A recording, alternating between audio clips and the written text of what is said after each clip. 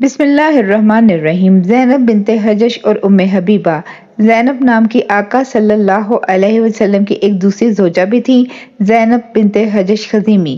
ان کی والدہ امیہ آقا صلی اللہ علیہ وسلم کی سگی پھوپھی تھیں۔ ان کا پہلا نکاح آقا صلی اللہ علیہ وسلم کے آزاد کردہ غلام اور منہ بولے بیٹے انتہائی لاڈلے سیدنا زید بن حارث رضی اللہ تعالی عنہ سے ہوا تھا۔ نکاح کوئی 1 سال تک رہا۔ نکاح سے پہلے ہی سیدہ زینب رضی اللہ تعالی عنہا اور ان کے گھر والے اس شادی پر تیار نہ تھے۔ آقا صلی اللہ علیہ وسلم کی چاہت تھی۔ اللہ نے آقا صلی اللہ علیہ وسلم کی رائے کو حکم کا درجہ دے دیا۔ آیت اتری، جب اللہ اور اس کا رسول کسی امر کا فیصلہ فرما دے تب کسی مومن اور عورت کے لیے اس کام میں اپنا کوئی اختیار نہیں رہتا۔ نکاح ہو گیا، مگر زید رضی اللہ تعالی عنہ اور زینب رضی اللہ تعالی عنہ دور دور ہی رہے، گھر میں نہ چاکی رہی۔ سیدنا زید رضی اللہ تعالی عنہ بار بار آقا صلی اللہ علیہ وسلم سے کہتے، زینب طلاق مانگتی ہے، دے دوں؟ آقا صلی اللہ علیہ وسلم روکتے، کہتے، یہ حلال چیزوں میں مجھے سب سے ناپسند ہے، مگر آسمان کا اللہ اس شادی کے بندھن سے اربوں میں صدیوں سے چلی آتی ایک رسم کو توڑنا چاہتا تھا۔ رسم یہ تھی کہ خون کے رشتے کے بغیر کوئی شخص کسی کو اپنا بیٹا بنا کے یا گود لے کر اسے اپنا فرزند بنانے کا اعلان کر دیتا، لوگ اسے اس کا بیٹا کہہ کر پکارنے لگتے۔ یہی نہیں، وہ منہ بولا بیٹا، منہ بولے باپ کی وراثت کا مالک بھی بن جاتا۔ اگر حقیقی اولاد بھی پہلے سے ہوئی یا بعد میں ہو جاتی تو اور قضیہ بن جاتا۔ پھر جو تحریم اور محرمات سگی اولاد سے منسلک ہوتی وہی منہ بولا بیٹا حاصل کر لیتا۔ آقا صلی اللہ علیہ وسلم نے بھی شدید محبت میں مبتلا غلام زید رضی اللہ تعالی عنہ کو آزاد کر کے اسے اپنا بیٹا کہا تھا۔ مکے میں وہ زید بن حارث کی بجائے زید بن محمد صلی اللہ علیہ وسلم کے نام سے جانا جاتا۔ اب اللہ نے رسم بدلنی تھی۔ قرآن پاک میں بہت پہلے سے آیت نازل ہو چکی تھی، محمد صلی اللہ علیہ وسلم تم مردوں میں سے کسی کے باپ نہیں۔ اب صراحت سے حکم نازل ہو گیا، اللہ نے تمہارے منہ بولے شخصوں کو تمہارا بیٹا نہ بنایا، یہ تمہاری باتیں اپنے ہی منہ کی ہیں، اور اللہ سچ سچ فرماتا ہے اور سیدھے راستے پر چلاتا ہے۔ ایسے شخصوں کو انہی کے باپوں کے نام سے پکارا کرو، اللہ کے ہاں یہی بات ٹھیک انصاف کی ہے۔ اب فوراً ہی زید بن محمد صلی اللہ علیہ وسلم پھر سے زید بن حارث کہلانے لگے۔ محبت اور پیار اور آقا صلی اللہ علیہ وسلم غلام کا رشتہ تو موجود رہا بلکہ انمٹ ہو گیا۔ دونوں میاں بیوی کی ناچاکی بدستور تھی۔ زید طلاق کی اجازت طلب کرتے، آقا صلی اللہ علیہ وسلم چاہتے گھر بسا رہے، منع کر دیتے۔ سیدہ زینب رضی اللہ تعالی عنہا کو قریشی معزیت کا مان تھا، زید غلامی کو سر کا تاج سمجھتا تھا۔ آخر پھر آسمان کو یہ مسئلہ سلجھانا پڑا، سلجھایا بھی اللہ نے ایسے کہ پھر مسلمان میں کوئی شک نہ رہے کہ منہ بولا بیٹا اصلی بیٹا نہیں۔ آسمان سے آیت نازل ہوئی، پھر جب زید کا اس سے دل بھر گیا، ہم نے آپ سے اس کا نکاح کر دیا تاکہ مسلمانوں پر اپنے منہ بولے بیٹوں کی بیویوں سے نکاح کے بارے میں کچھ تنگی نہ رہے جب وہ انہیں طلاق دے دیں، اور اللہ کا یہ حکم تو ہونے ہی والا تھا۔ سیدہ زینب رضی اللہ تعالی عنہا بنت حجش بڑی سخی اور عبادت گزار خاتون تھیں، ماہر دستکار تھیں، چمڑا رنگتیں، سلائی کڑھائی جانتیں، کھانا پکانے میں ماہر، سگڑ اور گھر کو سنوار سجا کے رکھنے والی، اپنی ہنرمندی سے کمایا بھی کرتی تھیں، جو کماتی وہ ان کا اپنا اسی سے خیرات کرتی۔ خلیفہ دوم سیدنا عمر رضی اللہ تعالی عنہ کے زمانے میں 20 ہجری کو وفات پائی۔ اس وقت ان کی عمر 52 سال تھی، شادی کے وقت 40 سال کے لگ بھگ تھیں۔ کل 5 سال سے کچھ کم آقا صلی اللہ علیہ وسلم کی رفاقت میں گزارے۔ انہی کے کہنے سے آقا صلی اللہ علیہ وسلم نے ایک بار شہد خود پہ حرام کر لیا تھا، اس لیے کہ انہیں شہد کی مہک نہ بھاتی تھی۔ اللہ نے خبردار کیا، حلال چیز کو حرام نہ کیجیے۔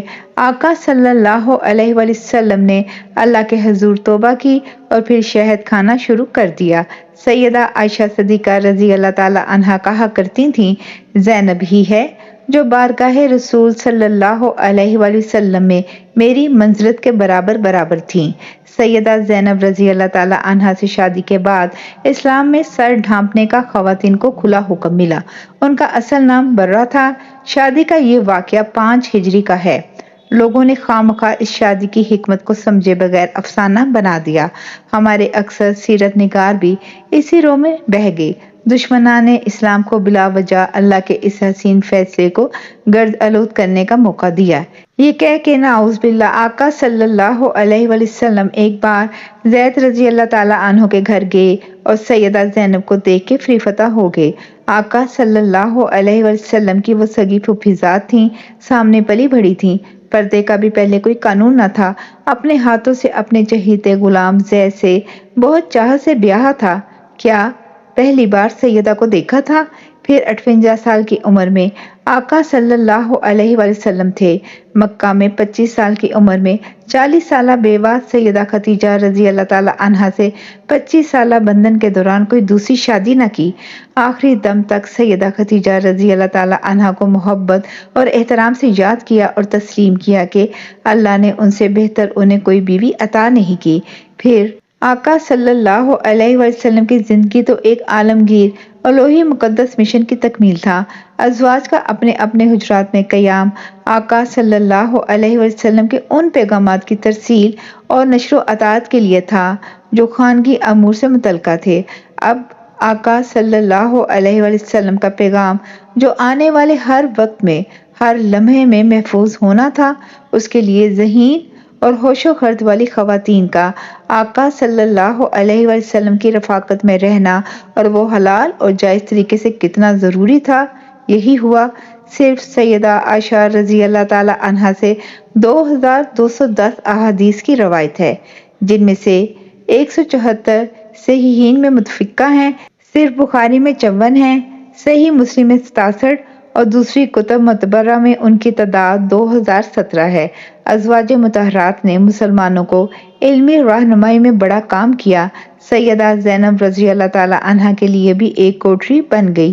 انہوں نے اپنے سگڑ پن سے اسے ہی سجا لیا۔ سیدہ ام حبیبہ رضی اللہ تعالی عنہا قریش کے سردار ابو سفیان بن حرب کی بیٹی تھی۔ جن دنوں ابو سفیان مکہ کے مسلمان پر مشتد تھا، انہی دنوں ان کی اپنی بیٹی ام حبیبہ رضی اللہ تعالی عنہا مسلمان ہو گئیں۔ اصلی نام ان کا رملہ تھا۔ ان کا پہلا شوہر عبداللہ بن حجش تھا۔ انہی کے ساتھ اپنے باپ کے تشدد سے ڈر کے حبشہ ہجرت کی۔ شوہر حبشہ جا کے عیسائی ہو گیا، پھر فوت ہو گیا ادھر ہی۔ دیار غیر میں تنہا رہ گئیں۔ ایک رات خواب دیکھا کہ کوئی ان کو ام المومنین کہہ رہا ہے۔ گھبرائیں، کہاں رسول اللہ صلی اللہ علیہ وآلہ وسلم کی باندی، کہاں یہ انعام، اللہ اللہ۔ پھر یہ پیغام لانے والی آ گئی۔ سیدہ نے خوشی میں کلائیوں میں پہنے دونوں سونے کے کڑے اتار کے انہیں انعام میں دے دیے۔ نکاح بادشاہ حبشہ سیدنا نجاشی نے پڑھایا۔ 400 درہم کا مہر آقا صلی اللہ علیہ وآلہ وسلم کی طرف سے ادا کیا اور پھر سیدنا جعفر رضی اللہ تعالی عنہ بن ابو طالب اور دوسرے مسلمانوں کے ساتھ مدینہ روانہ کر دیا۔ جب ادھر پہنچے تو مسلمان خیبر فتح کرنے گئے ہوئے تھے۔